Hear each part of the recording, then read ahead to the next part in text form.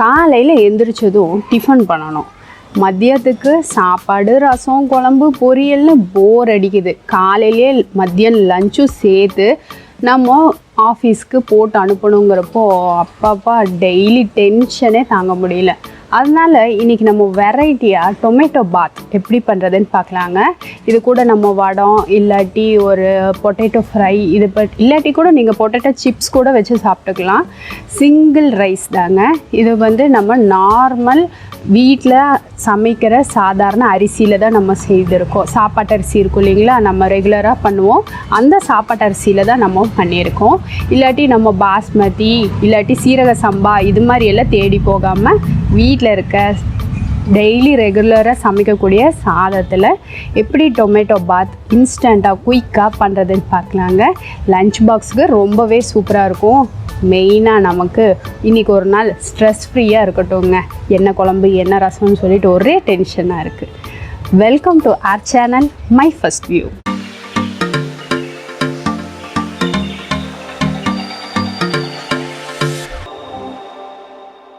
இங்கே நம்ம cooker வச்சுருக்கோங்க. Cooker நல்லா ஹீட் ஆனதும் முதல்ல நம்ம எண்ணெய் சேர்த்திடலாம். நான் இங்கே ஒரு 2 டேபிள் ஸ்பூன் அளவுக்கு ரீஃபைண்ட் ஆயிலில் சேர்க்குறேன். இது கூட ஒரு டேபிள் ஸ்பூன் அளவுக்கு நெய் சேர்த்திக்கிறேன். இது பார்த்திங்கன்னா நல்ல மனம் கொடுக்கும். அதுக்காக டேஸ்ட்டும் ஃப்ளேவரும் சேர்த்தே இருக்கும். அதனால் 1 டேபிள் ஸ்பூன் அளவுக்கு நான் இங்கே நெய்யும் கூடவே சேர்த்திக்கிறேன். இப்போ எண்ணெய் நல்லா சூடானதும் 2 பட்டை, ஒரு 4-5 லவங்கம், 3-4 ஏலக்காவும் சேர்த்திக்கலாம். இங்கே பார்த்திங்கன்னா ஏலக்காய் கொஞ்சம் பிஞ்சாக இருக்கிறதுனால 4 எண்ணெய் சேர்த்திருக்கோம். இல்லாட்டி 3 சேர்த்தாலே போதுமானதாக இருக்கும். அடுத்ததாக சின்னதாக பிரிஞ்சி இலை 2 இதோடவே சேர்த்திடுறேன். அடுத்ததாக ஒரு 1/2 டீஸ்பூன் அளவுக்கு சோம்பு இது கூடவே சேர்த்திடலாங்க. இன்றைக்கி நம்ம சின்ன வெங்காயம் தான் எடுத்திருக்கோம். அது பார்த்திங்கன்னா 1 கப் அளவுக்கு நான் சேர்த்திருக்கேன். நீல வாக்கில் கட் பண்ணது. பெரிய வெங்காயமாக இருந்தது அப்படின்னா மீடியம் சைஸாக இருந்தால் 2 எடுத்துக்கோங்க, கரெக்டாக இருக்கும். இப்போ இந்த வெங்காயம் நிறம் வர அளவுக்கு நம்ம வதக்கி கொடுத்துடலாம்.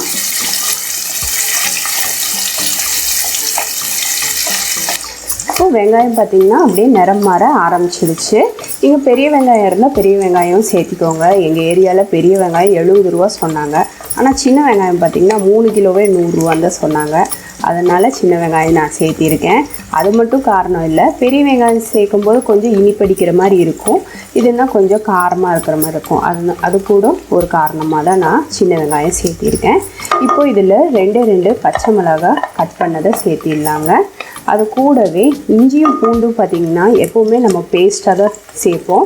ஆனால் இந்த ரெசிபிக்கு நம்ம இடித்து சேர்த்தா தான் நல்லாயிருக்கும். இப்போ இஞ்சி பூண்டோட பச்சை மணம் போகிற வரைக்கும் நல்லாவே நம்ம வதக்கி கொடுத்துடலாம். இந்த டொமேட்டோ பாத் பார்த்திங்கன்னா நம்ம இன்ஸ்டண்ட்டாக குயிக்காக செஞ்சிடலாம். ரொம்ப நேரம் பிடிக்காது. டேஸ்ட்டும் ரொம்பவே சூப்பராக இருக்குங்க.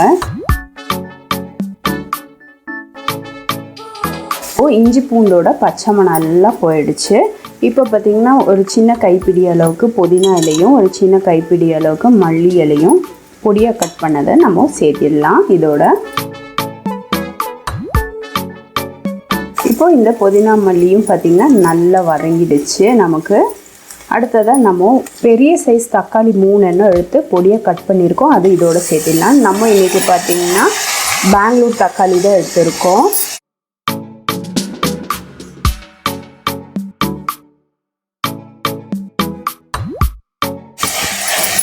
நமக்கு நாட்டு தக்காளி எடுத்தோன்னா கொஞ்சம் புளி பிடிக்கும். அதனால நம்ம ஆப்பிள் தக்காளியை யூஸ் பண்ணியிருக்கோம். நல்ல பழுத்த தக்காளியை எடுத்தோன்னா நமக்கு டேஸ்ட்டும் நல்லாயிருக்கும். 2வது கலரும் பார்த்திங்கன்னா நல்ல சூப்பராக இருக்கும். நமக்கு சாரும் நிறைய கிடைக்கும். 2வது இந்த ஸ்டேஜில் நான் இப்போது தேவையான அளவு கல்லுப்பு இப்போவே சேர்த்திடுறேங்க. நம்ம மொத்த ரெசிபிக்கு தேவையான அளவு கல்லுப்பு இப்போவே சேர்த்திடுறேன். இப்போ நான் ஃப்ளேமை மீடியம் பண்ணிவிட்டு லைட்டாக க்ளோஸ் பண்ணி வச்சுக்கிறேன். நான் எதுக்காக இப்படி பண்ணுறோம் அப்படின்னா அந்த தக்காளி நல்லா குக்காகி நமக்கு கிரேவி கன்சிஸ்டன்சி ஈஸியாக கிடைக்கும். அதனால் ஒரு 3லேருந்து ஒரு 4 நிமிஷம் இது போல் மூடி வச்சுடுங்க. நான் குக்கருக்கு வாசர் எதுவும் போட கிடையாது, சும்மா தான் க்ளோஸ் பண்ணி வச்சுருக்கேன். ஒரு 3-4 நிமிஷம் கழித்து ஓப்பன் பண்ணி பார்த்தா பாருங்கள், தக்காளியெல்லாம் நல்லா சாஃப்டாக குக் ஆகிருக்கு. இப்போ வர தக்காளியெல்லாம் பார்த்திங்கன்னா உள்ளே காய்வாட்டாக இருக்குது, ஆனால் மேலால் பார்த்தா நல்லா பழுத்த மாதிரியே இருக்குது. கட் பண்ணி ஓப்பன் பண்ணும்போது தான் பார்த்தா உள்ளே நல்லா காய்வாட்டாகவே இருக்குது. இது எதனாலன்னு எனக்கு தெரியல. உங்களுக்கு ஏன் தெரிஞ்சால் கமெண்ட் செக்ஷனில் கொஞ்சம் சொல்லுங்கள் எனக்கும். இப்போது தக்காளி நல்லா சாஃப்ட் ஆயிடுச்சு. இப்போது இதில் 1 டீஸ்பூன் அளவுக்கு வரமிளகாய் தூள் நான் சேர்த்திக்கிறேன். நீங்கள் பார்த்தீங்கன்னா காஷ்மீரி சில்லி பவுடர் இருந்தால் அதுவும் சேர்த்திக்கோங்க, அதுவும் நல்ல நேரம் கொடுக்கும். நான் வீட்டு மிளகாத்தூள் தான் சேர்த்திருக்கேன். கூடவே ஒரே ஒரு சிட்டிகை அளவுக்கு மஞ்சள் தூளும் சேர்த்திடுறேன். மஞ்சள் அதிகமாக சேர்த்திட்டோன்னா அப்புறம் மஞ்சள் கலர் ஆகிடும். அதனால் ஒரு சிட்டிகை அளவுக்கு சேர்த்தா போதுமானது. இப்போ இது எல்லாத்தையும் நல்லாவே ஒரு தடவை கலந்து விட்டுடலாம். இந்த டொமேட்டோ பாத் பார்த்திங்கன்னா நமக்கு லஞ்ச் பாக்ஸுக்கு நல்லாவே சூப்பராக இருக்கும். இதுக்கு நம்ம உருளைக்கிழங்கு பொரியல் அது மாதிரி செய்யலாம். நீங்கள் இந்த டொமேட்டோ பாத்துலேயே கூட பச்சை பட்டாணி சேர்க்குறதா இருந்தாலும் சேர்த்திக்கலாம். அப்படி இல்லாட்டி குட்டி குட்டி சோயா சங்க்ஸ் இருக்கும் இல்லைங்களா, அதுவும் சேர்த்தாலும் நல்லாவே இருக்கும். இப்போ நான் இதில் அளவு தண்ணி சேர்த்திடுறேங்க. இப்போ இது நல்லா ஒரு கொதி வரட்டும். இப்போ தண்ணி பார்த்திங்கன்னா நல்லா கொதிச்சுட்டு இருக்கு. இப்போ நம்ம ஆல்ரெடி அரிசியை ஒரு அரை மணி நேரம் போல் ஊற வச்சுருக்கோம். நம்ம இன்றைக்கி பாஸ்மதியோ சீரக சம்பா எதுவும் சேர்க்கலைங்க. நம்ம நார்மலாக வீட்டில் யூஸ் பண்ணுற சாதத்துக்கு யூஸ் பண்ணுற அரிசி தான் சேர்த்திருக்கோம். இப்போ இதை நல்லா ஒரு தடவை கலந்து விட்டுருலாங்க. உங்களுக்கு இந்த ஸ்டேஜில் உப்பு பத்தலை அப்படின்னாலும் சேர்த்திக்கோங்க. உப்பு பார்த்திங்கன்னா நம்ம நார்மலாக பிரியாணிக்கு ஒரு கல் உப்பு சொல்லுவோம் இல்லைங்களா, அதிகமாக இருக்கணும்னு அதே மாதிரி தான் நம்ம இதில் சேர்க்கணும். இப்போ இன்றைக்கி பார்த்திங்கன்னா நம்ம நார்மலாக சாதத்துக்கு 3 விசில் விடுவோம் இல்லைங்களா, அது போல் நம்ம விசில் விட்டு தான் எடுக்க போகிறோம்.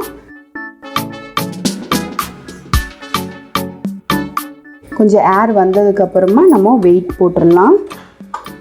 இப்போ இதை 3 விசில் வந்ததுக்கப்புறம் ஓப்பன் பண்ணிக்கலாம்.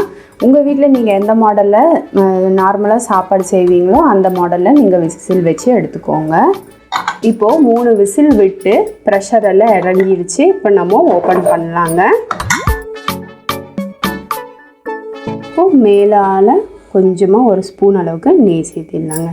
சூப்பர் டேஸ்டியான டொமேட்டோ பாத் ரெடி ஆயிடுச்சு.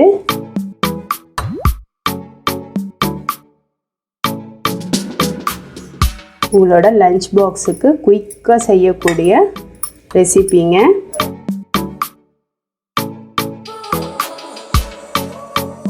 நம்ம வீட்டு மிளகாத்தூள் சேர்த்தனால இந்த அளவுக்கு தான் கலர் வந்திருக்கு. நீங்கள் காஷ்மீரி சில்லி சேர்க்குறதா இருந்தால் இனி கூட உங்களுக்கு கலர் வந்து என்ஹான்ஸ் ஆகி கொடுக்கும். நம்ம செய்த இந்த டொமேட்டோ பாத் ரெசிபி உங்களுக்கு பிடிச்சிருந்தால் லைக் பண்ணுங்கள், ஷேர் பண்ணுங்கள். மறக்காமல் மை ஃபர்ஸ்ட் வியூவை சப்ஸ்கிரைப் பண்ணுங்கள் ஃப்ரெண்ட்ஸ். பெல் ஐக்கானோட ஆளுங்கிற ஆப்ஷன் கிளிக் பண்ண மறந்துடாதீங்க. இது வரைக்கும் வீடியோவை பொறுமையாக பார்த்ததுக்கு ரொம்ப ரொம்ப நன்றி ஃப்ரெண்ட்ஸ். தேங்க்யூ.